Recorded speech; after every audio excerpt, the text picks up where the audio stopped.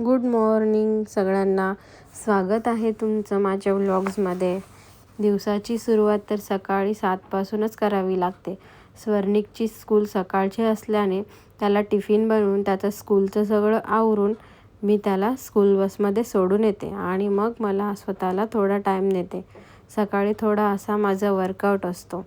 मी काय यामध्ये प्रो नाही आहे, पण मला जमेल तसा मी करते.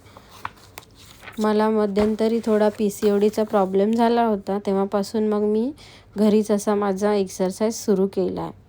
तसा तर मला प्रॉपर योगा शिकायचा आहे, पण बघू आता.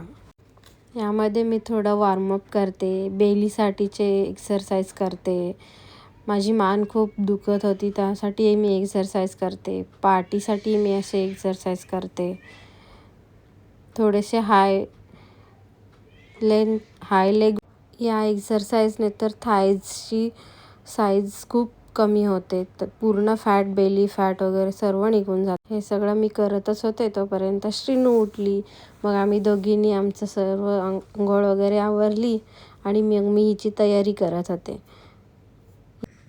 इथे मी श्रीनूला काजळचा टिकला लावला की मग पावडरचा टिकला लावत होते. मग रोजच तिचं असं असतं की मी तिला काजळ लावलं की ती मला पावडरचा टिकला देते.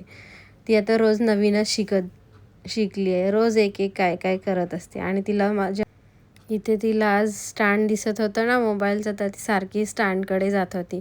मला व्हिडिओ दाखव, मला बंद करायचं आहे, मला बटन दाबायचं आहे, असं तिचं चालू होतं. मग मी तिला घेतलं आणि तिचे केस वगैरे विंचरले.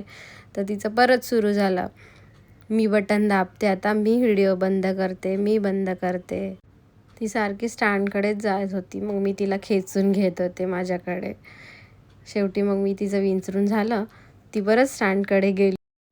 मी रात्रीच इकडे बदाम भिजायला घातलेले. मग ते बदाम सोलून घेतले श्रीनूला द्यायला आणि माझ्यासाठी चहा ठेवला होता मी. मस्त चहाला अशी उकळी येत होती. तोपर्यंत मी श्रीनूला बदाम सोलून दिले. मग चहामध्ये मी दूध ॲड केलं आणि मस्त चहा घेतला आणि खिडकीमध्ये जाऊन बसलो नाश्ता करायला.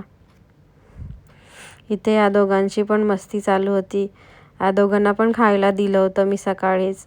ते पण खात होते. त्यांच्यासोबत बसूनच चहा पिला, नाश्ता केला. त्यानंतर मी पटापट कामाला लागले. पटकन कुकर लावून घेतला आणि सकाळी टिफिनसाठी मेथीची भाजी बनवली होती, म्हणून म्हटलं आज भाकरीच बनवावी दुपारच्या जेवणामध्ये. म्हणून पटापट मी अशी भाकरी करायला घेतली. मस्त असं पीठ मळून घेतलं. जेवढं जास्त पीठ मळेल तेवढे भाकरी चांगली येते. मग पटापट भाकरी करून घेतली.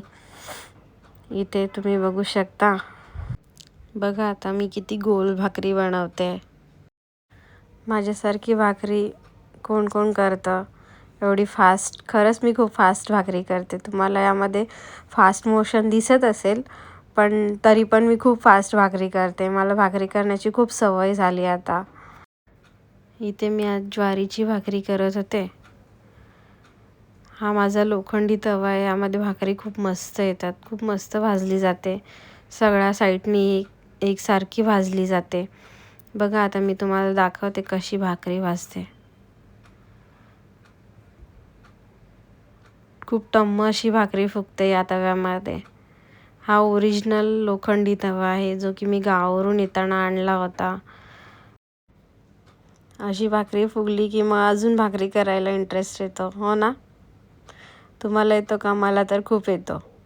बघा आता पहिली भाकरी अशी मस्त भाजली. आता ही दुसरी पण भाकरी खूप मस्त टम्म अशी फुगली आहे. छान आहे ना? पटकन खावीशी वाट.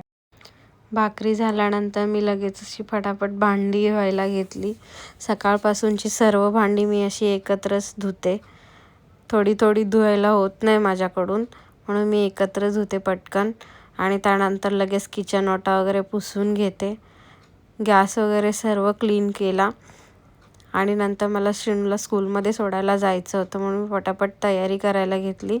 इथे माझं आवरलं, श्रीनूचं आवरलं आणि आम्ही निघालो स्कूलसाठी. आज गुरुपौर्णिमा होती ना, म्हणून मी तिला एक छोटंसं गुलाब दिलं होतं. बघा ती कशी हातात पकडून मस्त चालत होती. तिला स्कूलमध्ये सोडून मी परत घरी आले लगेच.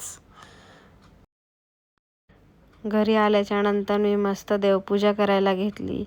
बघा इथे मी खूप सुंदर अशी देवपूजा केली आहे.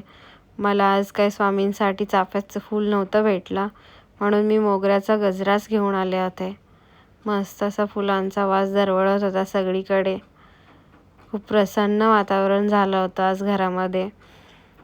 टी व्हीमध्ये गाणी पण मीच लावली होती स्वामींची. आज गुरुपौर्णिमा होती ना, त्यानिमित्ताने. त्यानंतर मग लगेच मी दुसरं काम करायला घेतलं. इथे मी स्वर्णिकच्या ट्युशनच्या टीचरना देण्यासाठी ना, मी असं हे पाईप क्लीनरचं एक फूल बनवणार होते हँडमेड.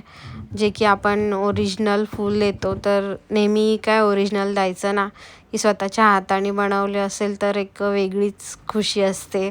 आणि मुलांना पण खूप खुशी होते की आपण बनवून टीचर्सना दिलं तर. म्हणून मी हे पाईप क्लीनर जे मार्केटमध्ये येतात त्याचं असं फूल बनवत होते. मी असे छोटे छोटे पहिले पेटल्स बनवून घेतले.